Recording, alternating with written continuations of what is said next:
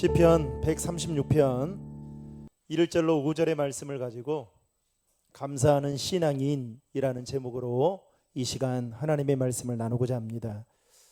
어느 목사님으로부터 들었던 이야기인데요, 이집트의 한 가난한 농민이 자신이 믿고 있는 알라 신에게 편지를 보냈습니다. 그 편지의 내용은 200파운드의 돈이 필요하다라는 내용이었습니다. 수신자가 알라 신으로 되어 있었기 때문에 그 편지를 받은 우체부는 어디에다 그 편지를 전달해야 될지를 몰라 고민을 하다가 우체국 계장에게 전달을 합니다. 그리고 그 편지를 받은 우체국 계장은 과장에게, 과장은 국장에게, 그리고 국장은 최신부 장관에게 전달을 합니다. 편지를 마지막으로 건네받은 최신부 장관이 이 편지를 받으면서도 너무 황당한 거예요. 그래서 이 문제를 어떻게 할까 고민을 하다가 나중에 결국 선택한 것이 대통령에게 이 편지를 보내야겠다라는 생각을 하고 전달을 합니다. 당시 이집트 대통령이었던 나세르 대통령이 이 편지를 받고 뜯어보게 됩니다. 그런데 이 편지에 보니 가난한 농부의 사정이 이 편지 안에 고스란히 딱하게 느껴졌던 겁니다. 그래서 자신의 이름으로 이 이집트 대통령이 100파운드를 농부에게 보내줍니다. 그리고 나서 며칠 뒤 농부는 이 대통령이 보낸 100파운드를 받게 됩니다. 그런데 우리가 생각할 때에는 100파운드를 받은 이 농부가 기뻐해야 되는 거 아니겠습니까? 그런데 놀랍게도 그는 기뻐하기는커녕 화가 잔뜩 났다고 합니다. 그래서 그 이유를 알고 보니 농부가 생각하기에 분명히 알라 신은 200파운드를 보냈을 텐데 중간에 대통령이 100파운드를 가로채고 자신에게 100파운드를 보내주었다라는 생각 때문에 화가 났다라는 이야기가 있습니다. 여러분, 우스갯소리인 것 같지만 혹시 우리에게도 이 농부와 같은 마음이 있지는 않으십니까? 오늘은 특별히 추수감사주일로 지키면서 어느 때보다도 하나님께 감사하는 마음으로 예배하며 나아가야 되는데 지금 정작 내 삶이 힘들고 어렵다라는 이유로 도대체 무엇을 감사하라는 건지, 아니면 지금 나에게 그다지 별로 감사해야 할 일이 없다라고 생각하고 있지는 않으십니까? 하나님은 성경 곳곳에서 우리에게 분명하게 말씀하십니다. 감사하라. 특히 우리를 향한 하나님의 뜻이 형통하고 인생에서 성공하고 잘 먹고 잘 사는 것이 아니라 범사에 감사하는 것이 너희들을 향한 나의 뜻이다라고 성경은 분명하게 말씀하고 있습니다. 여러분, 데살로니가 전서 5장 18절의 말씀을 화면을 보고 같이 읽겠습니다. 범사에 감사하라. 이것이 그리스도 예수 안에서 너희를 향하신 하나님의 뜻이니라. 아멘. 여러분 기억하십시오. 저와 여러분들을 향한 하나님의 뜻은 세상에서 많은 것들을 누리고 많은 것들을 누리면서 기뻐하는 것에 하나님의 뜻이 있는 것이 아니라 범사에 감사하는 것, 이게 하나님의 뜻이다라는 겁니다. 그래서 하나님은 우리가 무엇을 하든지 하나님 아버지께 감사해야 된다라고 사도 바울은 말하고 있는 것입니다. 여러분, 골로새서 3장 17절의 말씀을 다 함께 읽겠습니다. 또 무엇을 하든지 말에나 일에나 다 주 예수의 이름으로 하고 그를 힘입어 하나님 아버지께 감사하라. 아멘.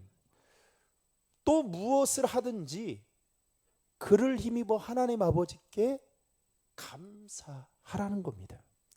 오늘 본문은 이스라엘이 바벨론 포로에서 돌아와서 쓴 대표적인 감사의 시라고 말할 수 있습니다. 당시 유다 백성들은 세 차례에 걸쳐서 바벨론 군대에 공격을 당하게 됩니다. 이로 인해서 예루살렘 성읍은 무너지고 또 집은 불타고 땅은 황폐화되었습니다. 이러한 상황에서 유다 지역의 남은 자들도 살기가 매우 힘들었고 또 반대로 바벨론 포로로 끌려갔던 자들도 하루하루가 고통의 연속이었습니다. 그런 상황 가운데에서 오늘 시편 기자는 본문에서 무려 26가지의 감사 제목을 나열하면서 하나님께 감사하는 것이 마땅하다라고 선포하고 있는 것을 보게 됩니다. 특별히 오늘 본문에서 눈여겨볼 점은 각 절마다 반복되는 말이 나옵니다. 그 말이 무엇이냐? 여호와께 감사하라. 그 인자심이 영원함이로다. 마치 인도자가 신앙 고백을 외치면 회중들은 신앙의 고백의 말끝마다 정해진 예배의 의식 문구로 외쳐서 화답하고 있는 것을 볼 수가 있습니다. 여러분 1절과 2절의 말씀을 화면을 보고 같이 읽겠습니다. 여호와께 감사하라. 그는 선하시며 그 인자하심이 영원함이로다. 신들 중에 뛰어난 하나님께 감사하라. 그 인자하심이 영원함이로다. 아멘. 그러니까 이렇게 하는 거예요. 인도자가 여호와께 감사하라 하면 회중들은 어떻게 하느냐? 그는 선하시며 인자하심이 영원함이로다. 신들 중에 뛰어난 하나님께 감사하라. 그러면 여러분들이 그 인자하심이 영원함이로다. 게다가 시편 기자는 회중들에게 하나님의 백성들이라면 마땅히 하나님께 감사하라고 부탁이 아닌 명령하고 있다라는 겁니다. 시편 기자는 오늘 본문을 통해 우리가 무엇에 대해 감사해야 함을 말하고 있는지 살펴보면서 이 시간 감사할 것을 새롭게 발견하는 귀한 시간이 되기를 바랍니다. 첫 번째, 시편 기자는 하나님의 선하심과 인자하심에 감사하라고 말하고 있습니다. 여러분 1절의 말씀을 다시 한번 읽겠습니다. 여호와께 감사하라. 그는 선하시며 그 인자하심이 영원함이로다. 아멘. 제가 주석을 봤거든요. 주석을 보고 도대체 선하시며 그 인자하심이라는 말이 무슨 뜻인가 봤더니 저는 잘 이해를 못하겠어요. 한국말인데. 그냥 이 자체는 알겠지만 설명을 잘 못하겠어요. 주석으로 아무리 봐도. 그러면서 기도하는 중에 하나님이 저에게 깨닫게 해주셨던 그 은혜가 바로 이거였습니다. 하나님이 선하심과 인자하심을 또 다른 말로 표현한다면 무엇일까라고 생각하는 과정 속에 깨닫게 된 것은 우리가 내 삶 가운데 하나님이 어떤 분이신지를 알고 있다면 하나님께 감사하지 않을 수가 없다. 그러면 하나님이 어떤 분이십니까? 오늘 말씀에는 선하시고 인자하신 분이다 라고 말하고 있습니다. 즉 하나님의 선하심과 인자하심은 우리를 향한 견고한 사랑과 변함없는 신실한 사랑을 의미하는 것이 아닌가 이렇게 생각해 보게 되었습니다. 그러면서 오늘 1절부터 3절까지 말씀을 보면 하나님은 선하시고 인자하시며 신들 중에 뛰어난 전능하신 분이시다라고 시편 기자는 말하면서 세상 모든 것을 주관하시는 하나님이야말로 감사와 찬양의 대상임을 우리에게 가르쳐 주고 있습니다. 여러분 성경에 보면 하나님의 선하심과 인자하심을 경험한 대표적인 인물을 꼽으라고 한다면 단연코 다윗을 들 수 있습니다. 다윗이 지은 많은 시들 중에 우리가 잘 알고 있는 대표적인 시가 뭡니까? 시편 23편입니다. 오늘 우리 기도하신 김경희 권사님이 기도했죠. 근데 거기에 보면 다윗이 어떤 고백을 하고 있느냐? 자신에게 한 목자가 있다라고 말을 합니다. 그러면서 그분은 자신에게 목자가 되어 주셔서 뭐라고 말씀하시냐면 푸른 초장과 쉴만한 물가로 인도하신다라고 고백합니다. 그런데 여러분 다윗의 삶을 성경 곳곳에 잘 눈여겨보면 다윗의 삶은 진짜로 푸른 초장과 쉴만한 물가에만 거닐었던 삶이 아니었습니다. 그래서 다윗은 시편 23편에 뭐라고 말합니까? 사망의 음침한 골짜기로 다닐 때도 있었다라고 말하고 있는 것입니다.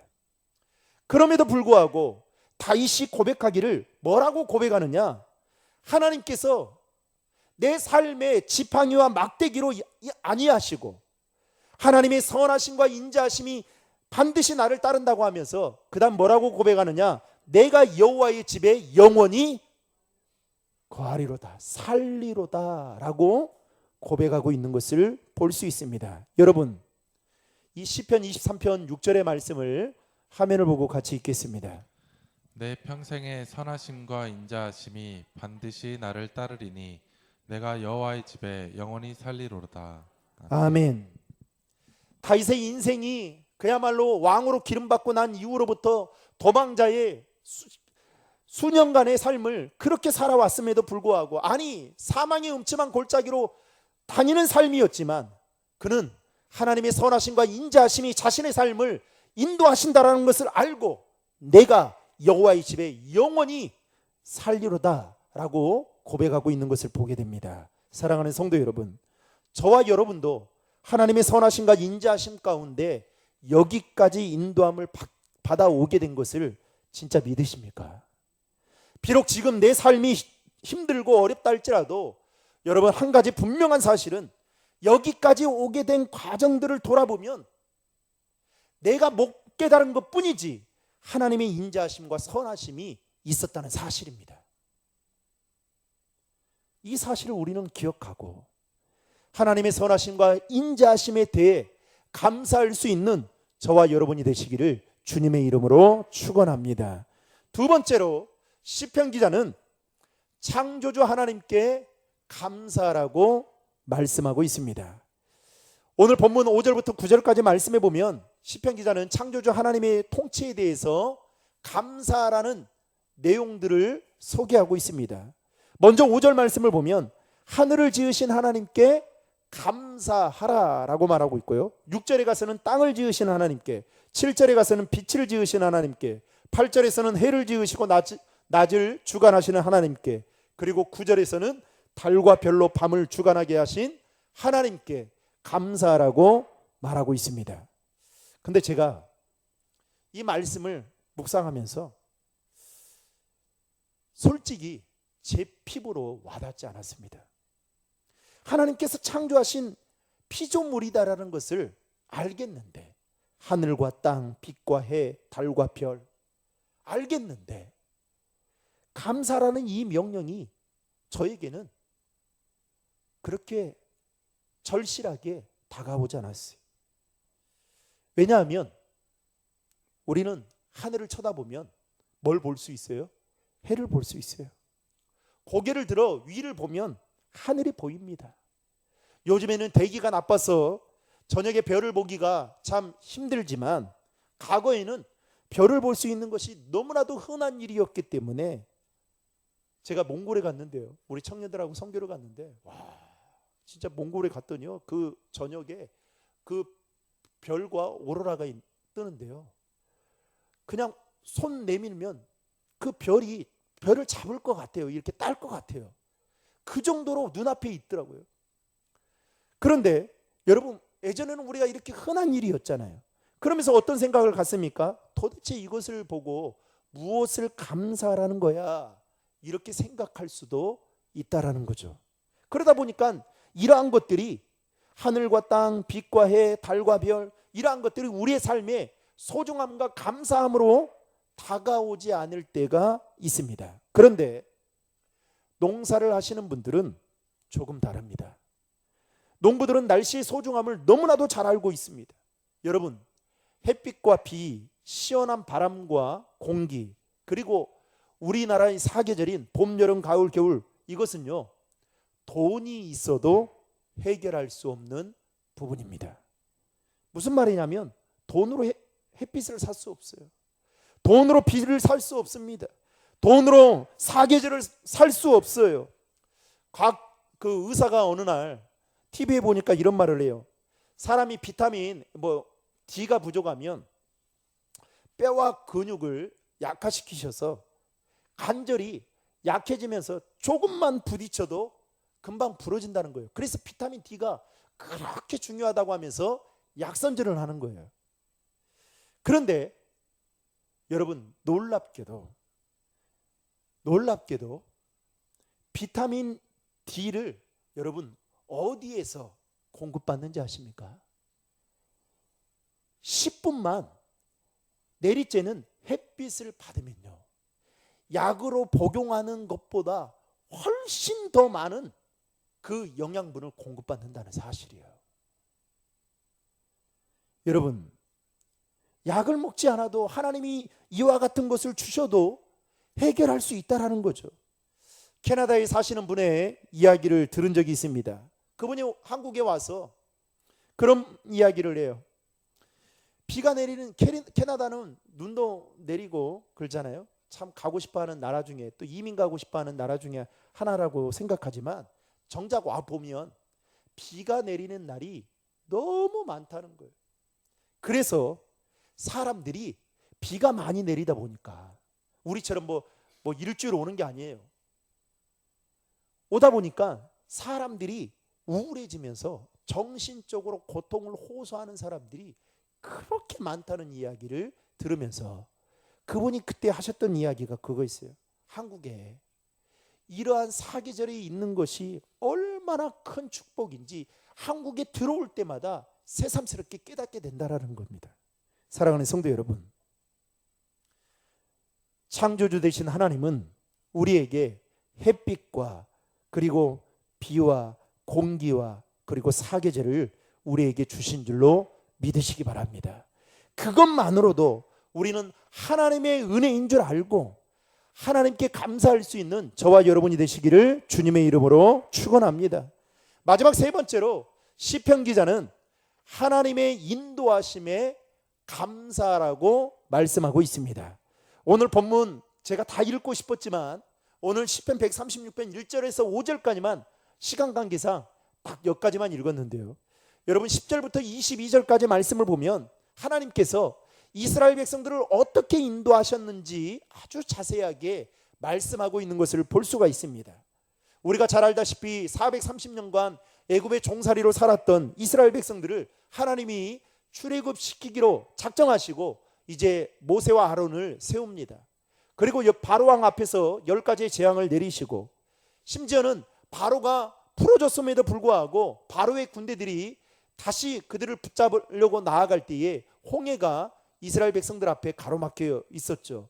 그러나 하나님께서 모세의 지팡이를 통해 홍해를 가르시고 그들을 건너가게 하셨고 그리고 그들의 뒤를 쫓아오는 바로의 군대들을 수장시켰던 것을 우리는 성경을 통해서 보게 됩니다. 게다가 여리고성을 아무런 기구 없이 하나님의 방법으로 순종했더니 무너뜨리셨고 심지어는 이 가나안 주변 국가들과의 전쟁에서 하나님은 승리하게 하도록 강하신 손과 펴신 팔로 이스라엘 백성들을 인도했던 것을 우리는 성경을 통해 보게 됩니다. 이처럼 이스라엘 역사를 말하는데 하나님의 은혜를 빼놓고서는 도저히 말할 수 없을 정도로 이스라엘 백성들은 전적인 하나님의 돌보심과 인도하심을 경험했던 자들이었습니다. 게다가 신명기 7장에 보면 하나님은 이스라엘을 인도하신 그 이유에 대해서 이렇게 말씀하십니다. 여러분 신명기 7장 6절부터 8절의 말씀을 다 함께 읽겠습니다. 너는 여호와 내 하나님의 성민이라. 내 하나님 여호와께서 지상 만민 중에서 너를 자기 기업의 백성으로 택하셨나니 여호와께서 너희를 기뻐하시고 너희를 택하심은 너희가 다른 민족보다 수요가 많기 때문이 아니니라. 너희는 오히려 모든 민족 중에 가장 적으니라. 여호와께서 다만 너희를 사랑하심으로 말미암아 또는 너희의 조상들에게 하신 맹세를 지키려 하심으로 말미암아 자기의 권능의 손으로 너희를 인도하여 내시되 너희를 그 종되었던 집에서 애굽 왕 바로의 손에서 속량하셨나니. 아멘. 여러분 하나님께서 이스라엘을 인도하신 이유가 무엇 때문입니까? 그들이 하나님의 인도함과 돌보심을 받을 만한 어떠한 자격이 있거나 아니면 다른 민족에 비해 탁월하거나 또는 능력이 많아서가 아니라 오늘 뭐라고 말씀합니까? 지상 만민 중에서 너를 자기의 기업의 백성으로 택하셨기 때문이다라고 말씀하고 있습니다. 여러분, 저는요, 제가 고등학교 1학년 때까지 믿거나 말거나 합니다. 키가 140 조금 넘었어요. 그래서 날마다 1번이었어요. 1번. 컨닝도 1번은 못 하잖아요. 그리고 뭐 시키면 저는 음악 시간이, 저는 좋기는 했지만 그 당시 때는 음악 선생님이 한두 번 가르치고 벌써 1번부터 나와서 노래하라고 하면 얼마나 긴장이 됐는지요. 그래서 그리고 또 제가 고등학교 때까지만 해도 정말 몽둥이로 맞았어요. 몽둥이로. 여러분, 지금은 상상도 할 수 없는 일이죠. 지금은 그 때린 그 선생님의 아들이 저하고 신학교 동기입니다. 그러나 내가 얼마나, 저보다 한 살 많은데 얼마나 뭐라 하는지 몰라요. 그런데 1번은요, 여러분 어떻게 합니까? 힘이 있잖아요. 선생님이 힘이 있으니까 1번은 어때요? 때려도 이게 더 세게 맞는단 말이죠. 그래서 1번을 벗어나려고 기도를 하다가 여러분 1학년 그 고등학교 1학년 방학 때요, 15cm가 컸어요. 그러면서 170이 된 겁니다. 그러면서 이제 1번을 벗어났는데요, 제가 이제 저 때는 국민학교였죠. 국민학교 때 가장 남자 아이들이 많이 했던 것이 손야구였습니다. 그리고 여자분들은 고무줄놀이였습니다. 그런데 이 손야구는 제가 키가 너무 적으니까, 여러분 이 던져주면, 이렇게 던져주면 이제 치는 거잖아요. 그 테니스 공을 치는 거예요. 그런데 여러분 키가 작죠. 몸무게도 안 나가죠. 힘있게 친다고 한번 생각해 보세요. 투수 조금 바로 넘습니다. 2루도 못 넘어가요. 그러니까 친구들이 항상 너는 주전 후보다. 그래가지고 항상 저는 아무리 빨리 와도 항상 후보였어요. 그게 한이 맺혔습니다. 그래서 집에서요, 그 나무에다가 테니스공 걸쳐놓고 항상 휘두르는 거예요. 세게 해보려고. 그런데 생각처럼 안 되는 거예요. 아리랑 볼로 이렇게 던지는데도 못 치겠어요. 그런데 어느 날 판별 대항이 있었습니다. 그런데 그날 선수들이 1번부터 9번까지가 다 정해졌는데 저는 후보였어요. 그런데 그날 아침에는 비가 안 왔는데 시합을 하기 1시간 전에 비가 오게 된 겁니다. 그러면서 선수 중에 한 명이 빠지게 된 거예요. 그런데 저하고 몇 명의 주전 후보들이 있는데, 그때 저를 딱, 너 9번 타자다. 여러분 9번 타자는요, 몇 번 치지도 못해요. 9번 타자다 그러는데요, 제가 얼마나 기뻤던지 어떻게 한지 아세요? 그때 저 때문에 졌습니다. 그런데 마지막 끝나고 저를 선택한 그 친구에게 매점으로 불러서 맛있는 거 사줬어요. 그 이유는 뭘까요? 다음에도 나를 택해달라고. 여러분, 이 택함 받는다는 것이요, 얼마나 큰 축복이다라는 것을 저는 초등학교 때 이미 경험해 봤어요. 그리고 택함 받지 못하는 거에 대한 이 마음을 조금은 알겠어요. 사랑하는 성도 여러분, 하나님께서 이스라엘 백성들을 인도하신 것은 단 한 가지 이유입니다. 그들이 잘나고 그들이 탁월하고 그들이 뛰어나서가 아니라, 그들이 능력이 많아서가 아니라, 내가 너희들을 하나님의 적은 수임에도 불구하고 하나님의 사랑으로 택하셨기 때문이다라고 말씀하고 있습니다. 사랑하는 성도 여러분, 이스라엘을 선민으로 삼으신 하나님께서 저와 여러분을 하나님의 자녀로 삼으신 것에 대해서 감사할 수 있기를 바랍니다. 그리고 우리를 택하신 그 하나님은 시편 121편 말씀에 뭐라고 말씀하시느냐? 졸지도 아니하시고 주무시지도 아니하시고 우리를 지키시고 인도하시는 분이심을 분명하게 말씀하고 있습니다. 여러분 시편 121편 4절과 5절의 말씀을 화면을 보고 같이 읽겠습니다. 이스라엘을 지키시는 이는 졸지도 아니하시고 주무시지도 아니하시리로다. 여호와는 너를 지키시는 이시라. 여호와께서 내 오른쪽에서 내 그늘이 되시나니. 아멘. 여러분, 미국인이 자랑하는 화가 중에 워너 솔맨이라는 사람이 있습니다. 화면을 띄워주시면 이분이에요. 그런데 그의 대표적인 작품 중에 하나가 헤드 오브 크라이스트라는 예수님의 초상화, 지금 화면에 보고 있는 이 초상화가 대표적인 작품입니다. 그리고 내 마음에 그리스도 또 그림이 있는데요. 그런데 이 그림책이 1940년도에 500만 부 이상이 인쇄가 될 정도로 그는 엄청난 부와 명예를 그리고 인기 있는 화가가 되게 됩니다.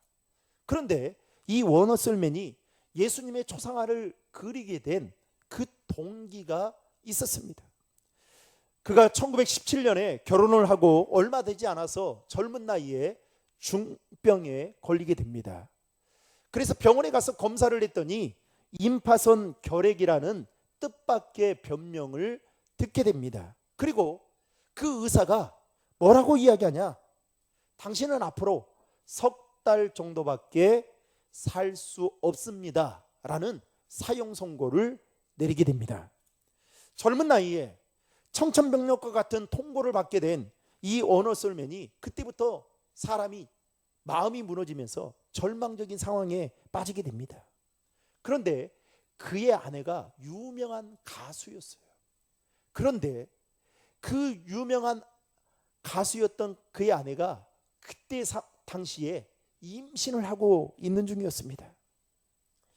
워너 솔맨은 앞으로 태어날 아이를 생각하니 잠을 이룰 수가 없어서 하루하루를 괴로움 속에 살게 됩니다. 바로 그때 그의 아내가 울고 있는 그에게 와서 이런 말을 해요. 여보, 3개월밖에 못 산다고 생각하지 말고 하나님께서 3개월을 선물로 주셨다고 생각하고 감사하며 살아요. 그리고 하나님을 원망하지 말았으면 좋겠어요. 게다가 3개월이라는 시간을 함께 이제 아름답게 만들어 가봐요.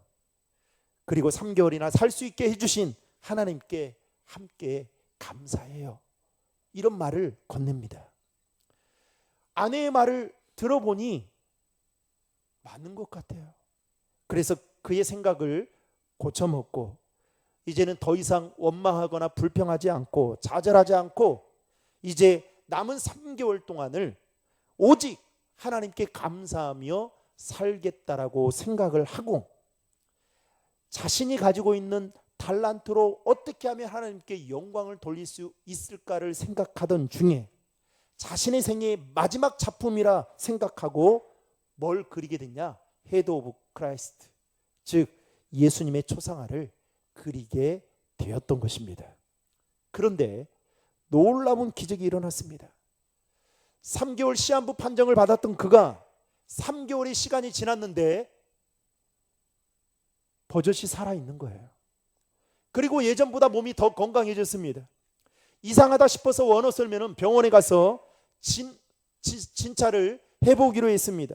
그런데 진찰한 결과 뜻밖의 의사로부터 이야기를 듣게 됩니다. 임파선 결핵이 다 깨끗하게 사라졌습니다. 그리고 주치의는 너무 놀라서 워너 솔맨에게 되물었다고 합니다. 도대체 그 3개월 동안 무슨 약을 먹었길래 이와 같이 깨끗하게 나았습니까? 라고 묻자 그는 주치의에게 이렇게 말했습니다. 다른 약은 먹은 게 없고 굳이 약이라고 한다면 아내가 주는 감사하는 약을 먹었을 뿐입니다. 그 말을 듣고 주치의가 손뼉을 치면서 뭐라고 이야기하냐면 바로 그게 명약입니다. 감사는 최고의 항암제이자 최고의 해독제이며 최고의 치료제입니다 라고 의사가 말했다는 이야기가 있습니다. 사랑하는 성도 여러분, 오늘은 추수감사 주일입니다. 우리가 무엇을 감사해야 되는지, 여러분, 저는 정말 추수감사절이 여러분들이 늘 관례적으로 지키는 절기가 아니었으면 좋겠어요. 정말 아무런 감흥 없이 그냥 이 자리에 와서 예배드리고 시간 때우고 가는 그런 사람이 아니라 한 해 동안 하나님이 나를 어떻게 지켜주시고 인도해 주시고 내가 그래서 무엇을 감사해야 되는지를 다시 한번 생각해 보고, 여러분, 감사하면 모든 문제가 다 풀려요. 문제는 우리가 너무 많은 것을 누리고 너무 많은 것을 가지고 있음에도 불구하고 감사가 사라지고 있다는 사실이에요. 감사는 우리의 삶에 놀라운 기적을 만들어내는 통로와 같습니다. 바라기는 추수감사절을 맞아 우리 신도림 중앙의 모든 성도들이 하나님께 감사하는 신앙인으로 다시 한번 올곧게 세워지는 은혜가 있기를 주님의 이름으로 축복합니다. 그리할 때에 저와 여러분의 삶 가운데에도 놀라우신 하나님의 기적의 은혜가 감사하는 자를 통해서 이루어 가신다는 사실을 기억하시고, 남은 한 해도 앞으로 주님 부르시는 그날까지 감사하는 신앙인으로 나아갈 수 있기를 주님의 이름으로 축원합니다.